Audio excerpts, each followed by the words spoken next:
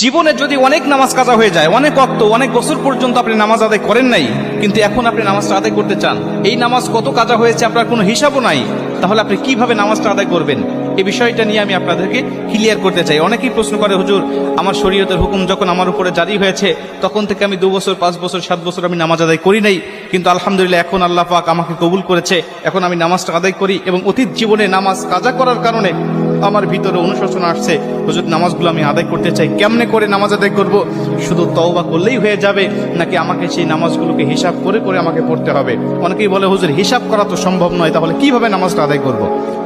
কারণ অল্প যদি ওয়াক্ত নামাজ কাজা হয়, যেমন আজকে আপনি 2 ওয়াক্ত নামাজ কাজা করেছেন, আসর এবং মাগরিবের নামাজ আপনি আদায় করেন নাই, এশার নামাজের সময় আপনার স্মরণ হয়েছে বা আপনি অবসর হয়েছেন, ব্যস্ততা আপনার কমেছে, আপনি এখন কাজা নামাজটা আদায় করবেন, হিসাব করে আপনি এশার নামাজের আগে আসরের নামাজের 4 রাকাত আপনি কাজা নামাজ আদায় করলেন, মাগরিবের 3 রাকাত করলেন, তারপর এশার নামাজের আদায়